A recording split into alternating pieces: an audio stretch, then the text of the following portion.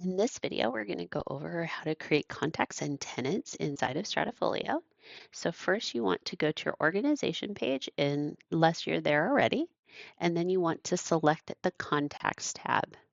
Scroll up a little bit and you want to put in the name of the tenant that you are or contact that you are putting in. So this one is Paige Turner and she has not been created yet, so that's great. So now I want to add a contact. So in here, we're going to put in Paige Turner and an email for Paige. So this is super important if you would like to use the ACH feature inside of Stratafolio, the tenant portals, and especially if you want to email out the invoices out of Stratafolio, and proper email needs to be, or valid email needs to be added in here. So we're also going to add in her phone number, and then we're going to scroll down to where her business name is. You can enter in all of this other information if you would like, but we're going to just enter in the basic information just for time's sake. So she's at 1234 Main Street in Cedar Rapids, Iowa, and 55555. So scrolling down a little bit more, this is the contact rights. So this is super important if you do want to email out invoices out of Stratafolio that you select this contact to receive the invoiced emails. Since this is also going to be a tenant, then we want to go ahead and add them to request work orders as well. We do not want to add them to assigned to work orders because they will not be performing their own work orders. But that can be used for internal for users and or vendors. That is what that would be used for. So in the contact notes, if there's any other notes that you want to keep track of for a page, you would enter them now. And then I'm going to press Save Contact. So now this contact has been created inside of Stratafolio. So I'm going to put Paige back in here and you can see that contact information. Scrolling over that they can receive work orders or invoiced emails. Their business name is Bookstore and all of the information that was entered. So next we want to go to the tenants. Now that we created the contact, the tenant needs to be created to add that contact to.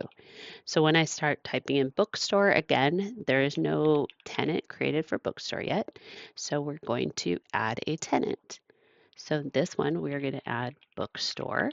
And again, that is the only thing that needs to be added into here, except a link to the contact. However, if you have tenant since date, taxpayer ID number, annual income, you can add that as well.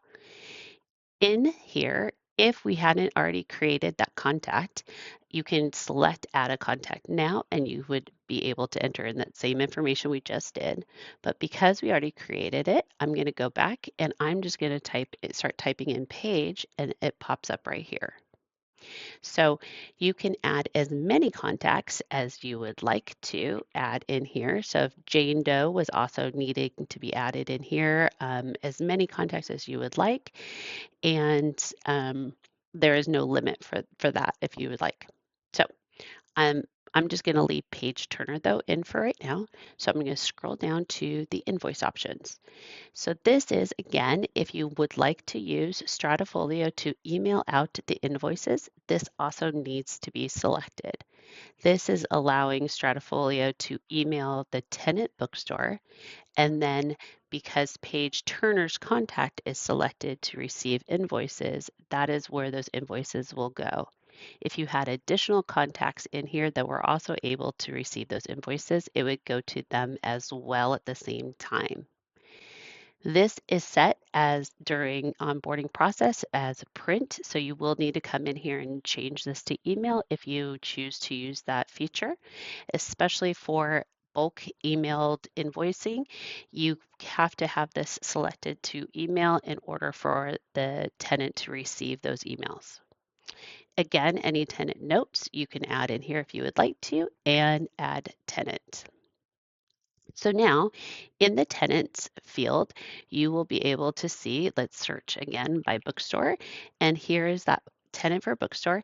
None of this has been filled in yet because it's not linked to a lease. Once it's linked to a lease, all of this information will fill in, but you will see that this tenant bookstore, that they're been selected to be able to email out the invoices through Stratafolio, the contact information and who created it and when. All of that information's there.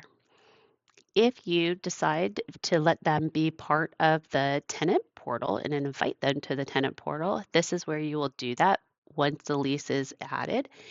And then this will give them access to the tenant portal where they would be able to do ACH, work orders, all of those features inside of Stratafolio.